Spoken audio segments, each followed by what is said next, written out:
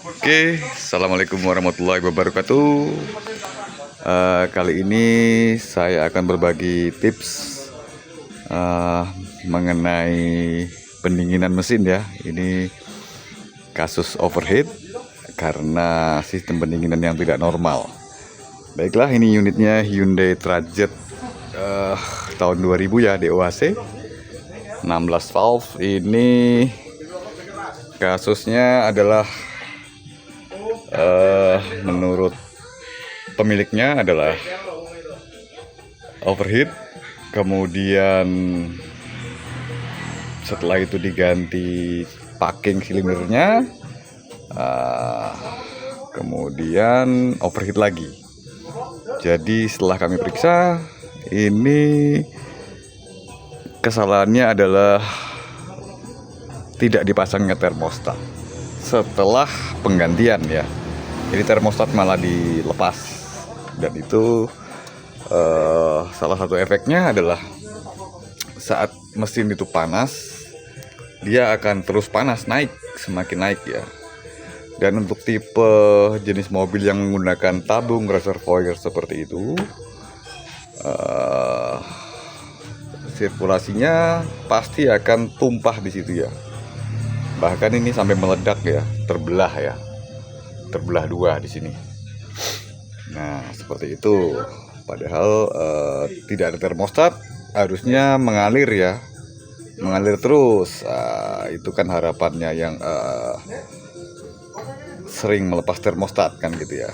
Tapi perlu diketahui bahwa kondisi tersebut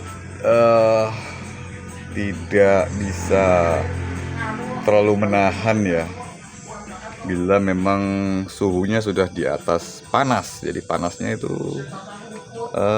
di atas rata-rata. Misalnya kita kondisi macet-macetan kan gitu, kondisi medan yang banyak tanjakan, itu justru termostat sangat membantu ya. Jadi saya jelasin dulu sedikit mengenai sistem dari Hyundai Trajet ini. Bawaan termostatnya menggunakan suhu bukaan 82 ya. Maksudnya sebelum 82 pendinginan ini akan berputar di mesin aja ya, melewati bypass ya. Jadi pintu keluar air adalah di sini yang bawah ini, selang bawah. Itu ditutup termostat ya harusnya ya.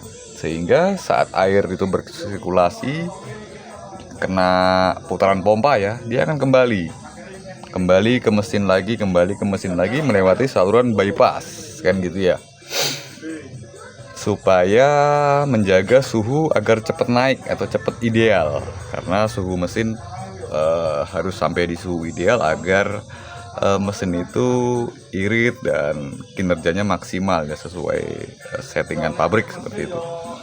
Jadi sebelum 82 ini dia akan kembali terus. Setelah 82, termostat ini baru membuka dan masuklah ke radiator kan gitu. 82 semakin naik, 85, 90 up, ini baru kipas menyala ya. Kipas menyala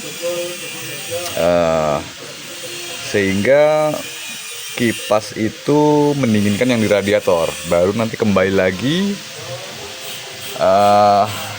ke mesin kan gitu ya. Nah, kasusnya kalau sudah posisi tidak dipasang termostat, dia bersirkulasi terus ya. Sirkulasinya itu harapannya kan kita dinginin pakai radiator nih. Air yang bersirkulasi itu radiator nggak akan sempet untuk mendinginkan, airnya udah ngalir lagi kan gitu, nggak tertahan kan gitu ya, nggak ada pintu pemutusnya. Sehingga apa yang terjadi ya, dia naik terus. Naiknya itu melebihi laju kembalinya. Sehingga maka di sini tumpah ya. Laju kembalinya ini lewat sini. Nah, ini laju masuk dari radiator ya ini. Nah, ini selang radiator yang keluar. Ini radiatornya nggak pakai tutup, jadi langsung keluar lewat sini. Seperti itu.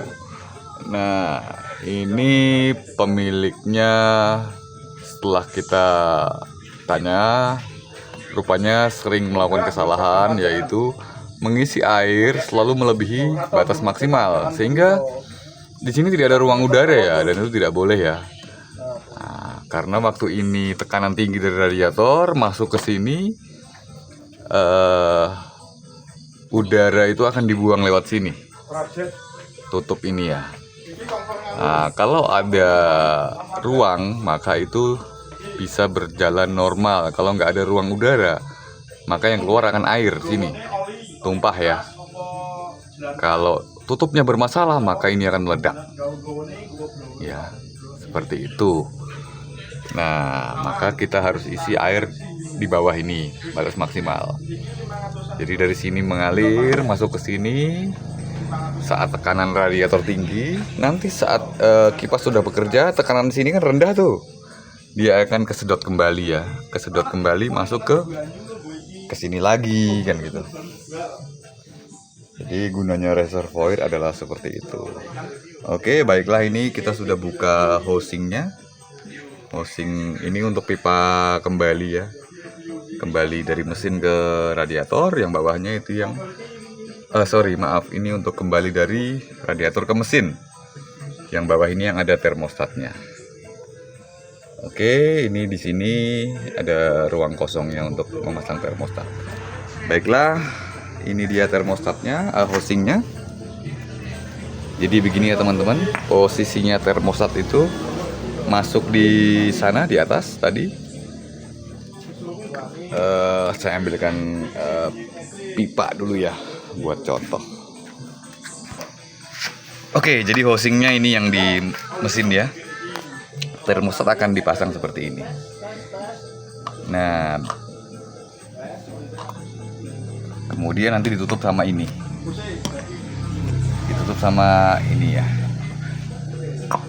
Nah, untuk Hyundai Trajet ini suhunya 82. Kemudian karena kita sulit mencari spare partnya dan kita akan menurunkan suhu bukaannya, maka kita cari yang pas gitu, cari yang pas sesuai yang kita inginkan.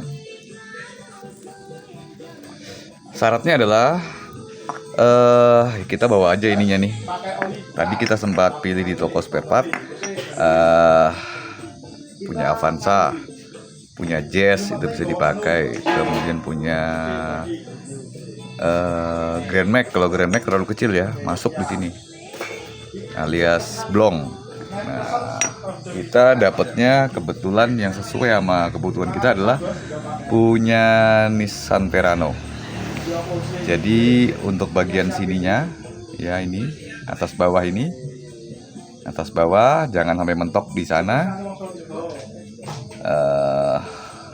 Kalau soal panjangnya ini tidak masalah ya, panjangnya per nggak masalah, bebas. Kemudian kita pilih di sini suhunya 76, jadi 76 sudah membuka ya. Nah, kebetulan kita bawa housing tutupnya, jadi kita paskan begini. Nah, ini harus tertahan, nggak boleh masuk blong ya, seperti itu ya. Dan ini udah dapat karetnya. Nah, ini ada karetnya tadi. Jadi karetnya akan masuk di sini ya. Harganya pun lebih murah ya tadi, 130 aja nih. Kita uji bakar dengan blower tiup tadi, bagus membuka dan menutupnya. Artinya termostat ini berfungsi. Nah, jadi dia seperti ini ya teman-teman. Nah, terpasang ke dalam sana. Nah, untuk yang di sana kan lubang gini nih. Lalu di dalam sini ada lubang bypass. Nah, seperti itu. Kita masukin seperti ini ya di mesin nanti. Nah, jadi ini harapan kita, suhu 76 sudah terbuka. Nanti kita akan atur juga untuk on-nya kipas. Jadi on-nya kipas kalau Trajet ini di 95 ya, dan mati di 90. Itu standar pabriknya. Cuman kan untuk suhu iklim kita dan suhu usia dari komponen pendinginan ini yang tidak sama semua, tidak mudah lagi. Kita lebih baik main suhu rendah ya, tapi tetap harus dengan termostat, jangan tanpa termostat. Jadi di angka 80-an lah nanti kita bermainnya, 80 dan plus minus 5 derajat. Karena kalau pendinginan ini over, yang diserang adalah komponen yang terlemah, misalnya selang-selang yang udah tua, kemudian radiator mungkin yang udah kurang fit, itu akan meletus di jalan ya, dan itu berbahaya sekali. Untuk itu kita melakukan antisipasi dengan sedikit modif seperti itu ya. Kita akan coba pasang ya teman-teman. Saya dekatkan dulu. Oke, di sini masih belum kelihatan ya. Nah, oke, ini housingnya. Nanti kita pasang di sini. Nah, ini ada saluran bypass ya, dan ada lubang lagi di dalam sini. Nah, seperti itu. Jadi ada yang menggunakan jazz, itu bisa ya. Nah, cuman tadi jazz itu di suhu 78 ya. Oh, sama ini 78 nih. Cuman jazz agak sedikit lebih longgar lagi ya, jadi kita pilih yang ini. Dan jazz punya tadi itu 150 lebih ya. Ya kita pilih yang Terano aja lah gitu, karena lebih pendek juga ininya. Oke, gitu dulu mungkin teman-teman. Ini dusnya ya. Oke, untuk Terano ya. Kemudian jangan lupa di airnya dikuras juga. Nanti kita ganti pakai coolant ya, biar lebih safety. Sebelum penggantian coolant, baiknya kita flushing dulu. Kalau untuk derajat itu, flushingnya adalah dengan ini pipa kembali kita arahkan keluar, lalu di sini kita isi air terus menerus. Setelah panas, kita matikan mesin, kita buka radiator bawah pembuangannya. Di sini kita tiup pakai kompresor ya, supaya misalnya ada kotoran di sini itu keluar semua di radiator ya. Biasanya ada kerak-kerak serpihan itu biar keluar semua. Nah, seperti itu. Karena kalau belum keluar nanti kemasukan coolant itu merontokin juga ya. Dia ngerontokin kerak-kerak dan akhirnya kerak semua itu menyumbat. Sehingga saat kita menggantikan air biasa ke coolant tanpa melakukan prosedur yang benar, justru malah mobil yang awalnya nggak overheat jadi overheat kan gitu. Begitu ya teman-teman, kurang lebih. Nanti kita akan sambung lagi di konten berikutnya. Kita akan membuat termostat digital tambahan untuk menurunkan, memajukan ya penyalaan kipas fan.